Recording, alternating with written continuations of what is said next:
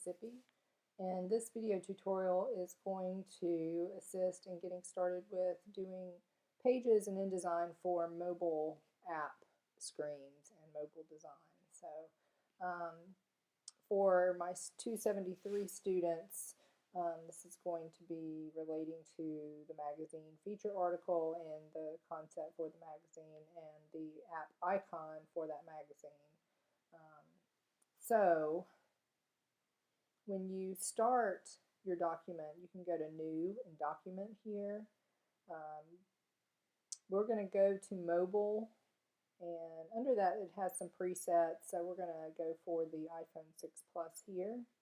And it'll automatically work in pixels, which is the units that we would work in for mobile design, and we are working with RGB color and back to low resolution. So for this, I'm going to do this as example, UI, UX here. And depending on how many pages, it'll be different for each individual, but I'll just do 5 just to show you multiple pages here. Now, if you want facing pages again, that's fine if you want that view, but we will not be able to have facing pages in this vertical format here. So I'm going to leave this as just single pages here, starting with page 1.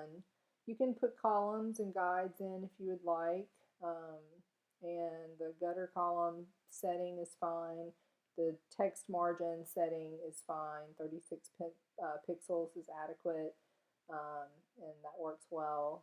The bleed margin, if you want to do a bleed, if you're bleeding color or anything, I would say 15 pixels is plenty there. And let's see what that looks like. So here, let me turn my type kit on there.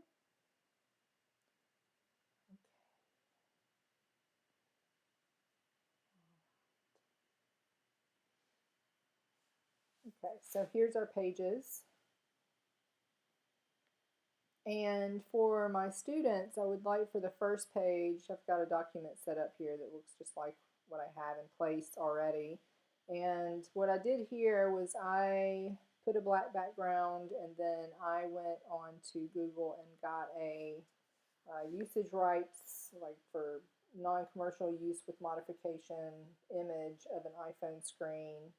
I basically found it here, and then I put it in Photoshop and cropped it and adjusted it. What I would like to do is have my app icon. So what I did for this demonstration here in this file was I used the newslab.org that I've been working on with some colleagues for the journalism department, and it's kind of a merging of IMC and journalism in one website. So I'm just using this as an example mobile app here. But I designed this logo, I put it in a widget format, and took the color from the other words here. It's a very light gray, and to make that look consistent. And so I placed that. So what I would like for students to do there is to plug their app icon on an iPhone screen with other apps, or an image of that as their loading screen in InVision. So that's what we were going to use this screen for, is the loading screen. So if you'll set up that first page like this, with your app icon in place. And so now after that leads straight to your home page of the actual app. And then from there to the transition, and in your case, you're doing the magazine. So you would have your magazine homepage, then a link to the feature article. And if it's a scrolling page, say your magazine had a scrolling page, you have a tool over here, and it's called the Page tool. So if we click on that and we select this page, I get some little handlebars here. So to make a scrolling page, you have to press the Option key, and that will allow you to let the page expand. And when I let go, you can see that this screen is the length, and it did it to all the pages. So what you can do to keep that from happening, we don't want that, we just want that single home page to be a scrolling screen. So what I'm going to do is go up here in the panel. When you're in the page tool, you have a panel up here with some options, and under liquid page rule, right now it's controlled by master, so what I want to do is turn that off. So this will allow me to expand the screen, say if I want it just 2 pages long. Now I have just that single screen has been made longer than the rest. Okay, so now I can go back to my selection tool, and now I can treat this like a normal page. So if it's a scrolling screen, you can put all the components there.